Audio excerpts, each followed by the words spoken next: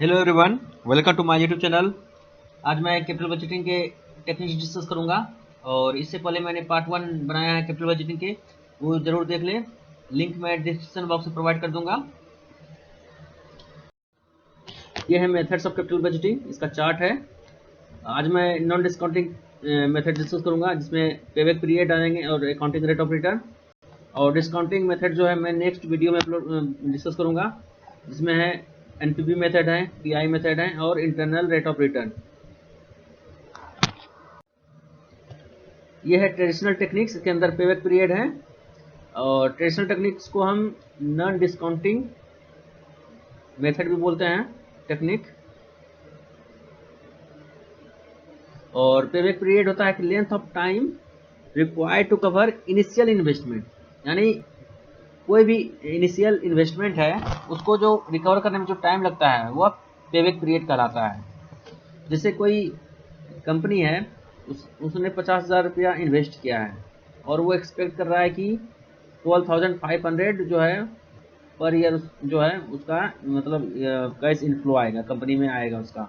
ठीक है, तो पेबैक पीरियड क्या होगा इसका? तो पहले इसका फॉर्मूला होता है initial investment by annual cash inflow.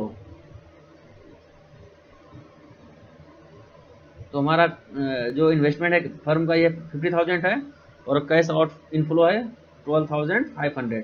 तो हमारा जो पेबैक पीरियड होगा ये होगा 4 ईयर, यानी 4 साल में कंपनी जो या फर्म जो है पूरा अपना इन्वेस्टमेंट को रिकवर कर लेगी। सो इसमें फर्म जो है इस मेथड से यूज करके उसी प्रोजेक्ट को एक्सेप्ट करती है जिसमें जो है कम समय में जो है अपना जो इन्वेस्टमेंट रिकवर कर सके, यानी इसका मिनिमम पेबैक पीरियड हो। और अगर एक्सेप्टेड जोन में अगर प्रोजेक्ट है, यानी वो अगर कंपनी चाहती है कि वो हाँ इसको एक्सेप्ट कर सकती है, तो उसको हम जो है उसको रैंक के आधार पे, प्रोजेक्ट को रैंक के आधार पे डिसाइड करेंगे। ठीक है, और इसमें ऑप्टिमल पेबैक पीरियड नहीं होता है। ठीक है, और पेबैक पीरियड जो है हमेशा स्मॉल फर्म ही यूज करती है, क्योंकि स्मॉल फर्म रिस्क नहीं लेना चाहती है और ये सिंपलेस्ट और इजी मेथड्स हैं। ये मेरिट्स और एडवांटेज हैं पेबैक पीरियड मेथड के। पहला है यह इजी और सिंपल होता है इस कैलकुलेट करने में, और ये लेस कॉस्ट, कम कॉस्ट लगता है समय और लेबर जब हम अदर मेथड को कंपेयर करते हैं, ये भी सही होगा। और दिस मेथड रिड्यूस और avoid the loss through obsolescences since shorter payback period is prefer to longer period method. यानी इस मेथड का अगर हम यूज करते हैं, जो भी लॉस होती है, यानी कोई भी टेक्नोलॉजी है, मशीनरी है, वो आउटडेटेड हो जाती है, उससे जो है लॉस को अवॉइड कर सकते हैं इस मेथड को यूज करने से, क्योंकि हम शॉर्ट पीरियड पेबैक पीरियड हमेशा जो है कंसिडर करते हैं। और this method mostly suitable to a company which has less amount of cash in hand and company which liquidity position very weak. ये मेथड जो है उन सभी कंपनी के लिए सुटेबल है जिसके पास कम अमाउंट ऑफ मनी हो, कैश इन हैंड हो, या उसके पास कम पैसे हो या इन्वेस्टमेंट के लिए, और उसका जो लिक्विडिटी पोजीशन है वो मतलब कोई बड़ी कंपनी ना हो, एक छोटी स्मॉल फर्म हो, उसके लिए ये मेथड बहुत सुटेबल है। और इससे क्या था, it give much importance to the speedy recovery of investment capital assets. और अगर हम इस मेथड को यूज करते हैं, ऐसे जो है हम कोई भी इन्वेस्टमेंट को हम जल्दी से ही रिकवर कर सकते हैं। यह है लिमिटेशन ऑफ पेबैक पीरियड। पहला है कि अगर हम लेबर कॉस्ट और कॉस्ट ऑफ मेंटेनेंस में थोड़ी सी भी चेंज आती है, उसका निगेटिव इम्पैक्ट फर्म की अर्निंग पे और पेबैक पीरियड पे पड़ेगी। और इसमें हम टोटल इकोनॉमिक लाइफ और सेवेज वैल्यू जो होती है फर्म किसी भी इन्वेस्टमेंट की, उसको हम इग्नोर कर देते हैं। और इसमें हम टाइम वैल्यू ऑफ मनी को कंसीडर नहीं करते हैं, ये इम्पोर्टेंट पॉइंट है, थर्ड पॉइंट। और अगर हम, क्योंकि हम इस इग्नोर करने से ये हो रहा है कि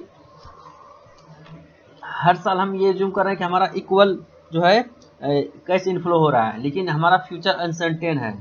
ठीक है, तो हर साल जो है सेम हमारा जो इनफ्लो नहीं हो सकता है, क्योंकि अलग अलग टाइम पे जो है वैल्यू उसकी चेंज आएगी इन्वेस्टमेंट की। ठीक है, लेकिन हम इसको इक्वल मान के चले हैं, मतलब हर साल हमारा सेम जो है कैश इनफ्लो है। इसी कारण ये टाइम वैल्यू ऑफ मनी को इग्नोर कर रहा है। और दिस मेथड फुल अर्निंग और full saving of the capital, यानी जो भी इन्वेस्टमेंट किए हैं उसका जो किसी भी प्रोजेक्ट में जो इन्वेस्टमेंट किए हैं उसका जो पूरा साल में जितना भी उसका लाइफ है उसमें जो अर्निंग आ रहे हैं उसको हम जो है इग्नोर कर रहे हैं, यानी जितना भी इकोनॉमिक लाइफ है उसमें जो अर्निंग आएगी प्रोजेक्ट की उसको हम इग्नोर कर रहे हैं, ठीक है। इसलिए this method was consider full earning और full saving of the capital expenditure plan. ये है सुटेबिलिटी ऑफ पेबैक पीरियड, कहाँ पे ये पेबैक पीरियड सुटेबल है। ये लिखा है दिस मेथड सुटेबल तो unit which is not having huge amount in hand, यानी किसी भी फर्म के पास अगर ज़्यादा मतलब इन्वेस्टमेंट नहीं है, यानी स्मॉल फर्म के लिए इन्वेस्टमेंट है, स्मॉल फर्म के लिए सुटेबल है। और it is more suitable for dynamic market and under a certain investment climate. अगर कोई बिजनेस फर्म है वो ज़्यादा रिस्क नहीं लेना चाहती है, कोई अगर ऐसा मार्केट में इन्वेस्ट करना चाहती है कि अनसर्टेनिटी है ज़्यादा, तो ये पेबैक पीरियड मेथड से वो इन्वेस्ट करेगी। और लिखा है कि everybody prefer to venture which have shorter payback period, यानी जहाँ शॉर्टर पीरियड पेबैक में वरना इन्वेस्टमेंट करना चाहती है कि अपना जो इनकम हो जल्दी हो सके, अपना इन्वेस्टमेंट जल्दी मतलब रिकवर हो सके, तो वो सुटेबल है उसके लिए। लिखा है this method is preferred by company which are suffering liquidity crisis and want to go back there get back there investment shorter period time, यानी कोई भी इन्वेस्टमेंट कंपनी है या फर्म है जो लिक्विडिटी क्राइसिस से उनके पास ज़्यादा पैसा नहीं है और वो चाह रही है कि जल्दी से इन्वेस्टमेंट मेरा कम समय में उसका इन्वेस्टमेंट रिटर्न हो जाए, तो वो फर्म जो है वो कंपनी ये मेथड यूज कर सकती है। ये है accounting rate of return method या एवरेज रेट ऑफ रिटर्न, इसका दूसरा नाम है। और ये भी नॉन डिस्काउंटिंग मेथड है, टेक्निक। और ये जो मेथड है ARR, ये अकाउंटिंग प्रॉफिट बेस्ड होती है।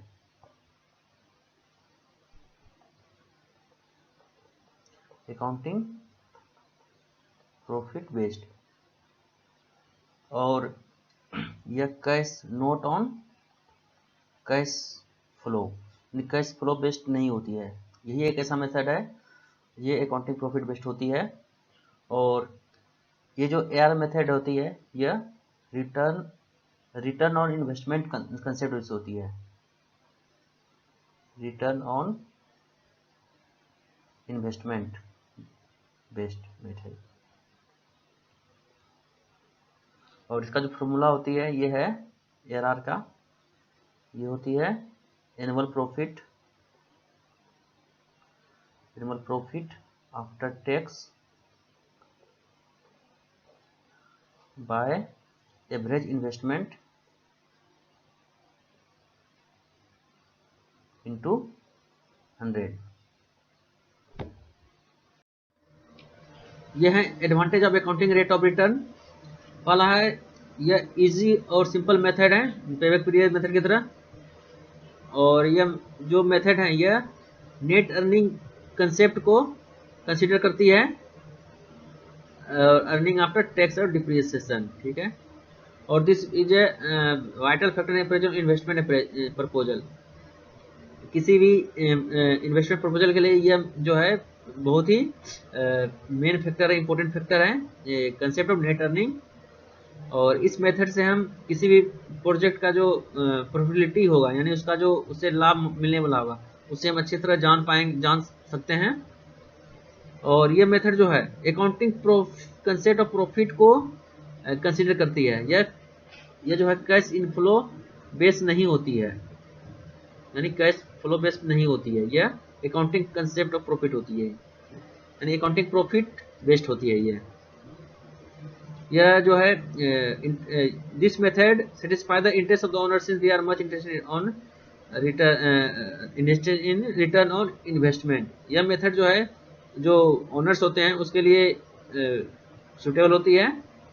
और ये जो इस मेथड से हम current performance of the firm को, हम जो प्रेजेंट जो परफॉर्मेंस है किसी फर्म का, उसको हम अच्छी तरह, यह limitation of accounting rate of return माना है कि अगर हम ROI रिटर्न ऑन इन्वेस्टमेंट और ARR यानी accounting rate of return calculate करेंगे तो इसका जो रिजल्ट होगा सेम नहीं होगा, डिफरेंट होगा, जिसके कारण हम डिसीजन मेकिंग में प्रॉब्लम क्रिएट करेगा। और ये मेथड जो है टाइम फैक्टर को इग्नोर करती है, टाइम्स वैल्यू ऑफ मनी को, जिसे मैंने पहले भी बताया था कि हर साल इसका जो इनफ्लो होगा ये सेम नहीं हो सकता है क्योंकि और fair rate of return can not determine the basis of ARR, यानी हम जो है फेयर यानी अच्छा जो रिटर्न होगा इसको हम नहीं डिटरमाइन कर सकते हैं, नहीं पता कर सकते हैं इस मेथड से। और this method does not consider external factors which are affecting profitability of the project. यह मेथड जो है एक्सटर्नल फैक्टर को इग्नोर करती है, यानी इसको कंसीडर नहीं करती है जो कंपनी के यानी प्रोजेक्ट के जो प्रॉफिट है उस पर इम्पैक्ट करती है। और यह जो मेथड है कैश इनफ्लो को कंसीडर नहीं करती है, यह अकाउंटिंग प्रॉफिट बेस्ड होती है। और यह मेथड जो है उस सिचुएशन में अप्लाई नहीं होता है, ये सुटेबल नहीं है अगर हम जो प्रोजेक्ट में जो इन्वेस्टमेंट है वो पार्ट्स में किया जाए, यानी अलग अलग समय में किया जाए, अलग अलग टुकड़ों में किया जाए अगर इन्वेस्टमेंट, तो ये मेथड सुटेबल नहीं है। तो ये थे कैपिटल बजटिंग के एडिशनल मेथड्स, और नेक्स्ट वीडियो में मैं इसके जो रिमेनिंग मेथड्स हैं उसको मैं डिस्कस करूँगा। तो वीडियो पसंद आए तो लाइक करें, शेयर करें और हमारे चैनल को सब्सक्राइब करें। Thank you.